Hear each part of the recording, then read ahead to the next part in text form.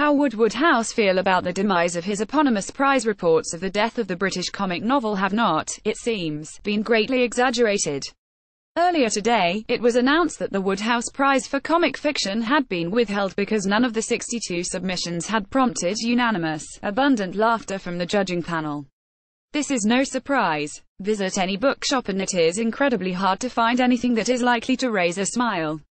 Thrillers and chick lit abound, of course, but in the loftier realm of literary fiction we have lost our sense of humor as writers strive to convey big ideas or whimsy in an earnest fashion.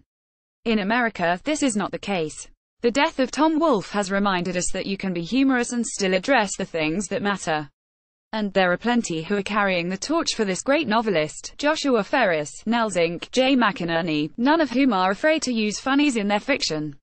The demise in Britain is a recent phenomenon.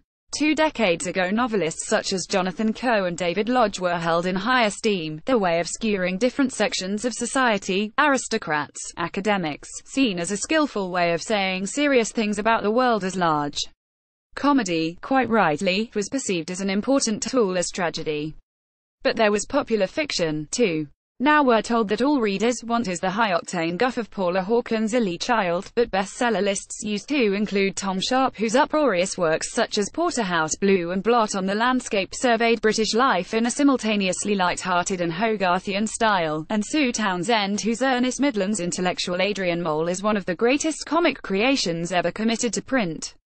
The 2016 winners were presented with picks named after their winning novels, The Mark and the Void for Paul Murray and The Improbability of Love by Hannah Rothschild. Credit J. Williams. The death of British comic fiction is bewildering given that, as a nation, we are meant to be known for our sense of humour.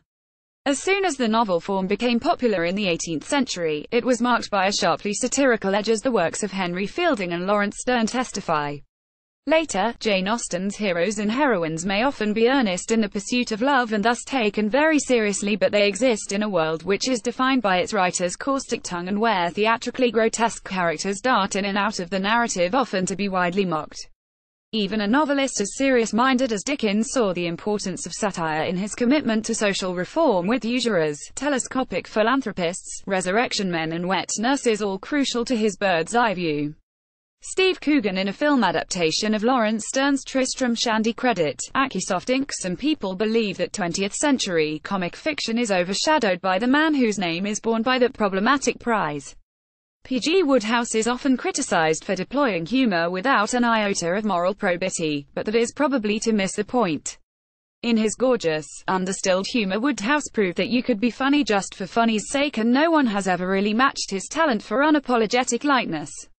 Near contemporaries such as Evelyn Waugh and Anthony Powell took the form to an even higher level, and in Waugh's case brought a blackness never matched in humorous fiction, but it was the publication of Kingsley and Miss Lucky Jim in 1954 which changed the literary landscape for decades.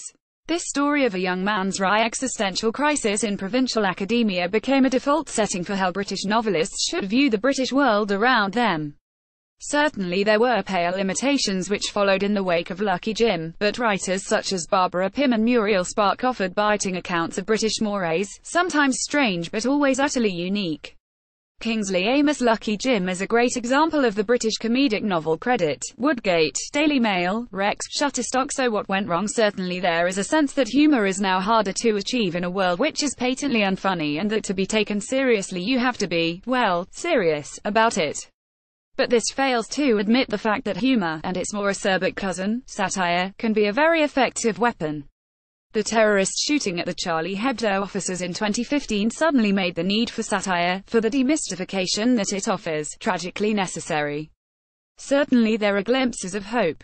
In the works of John Lanchester, of Nicola Barker and of Al Kennedy, you can see a certain amount of uneasy laughter which can both entertain and challenge the reader, but these feel like high-end niches, critical raves which are not really part of the national conversation. Perhaps the sad decision of the Wodehouse Prize jury to withdraw the prize for a year will be a wake-up call to publishers and to writers to lighten up, while at the same time acknowledging that the death of comic fiction is no laughing matter.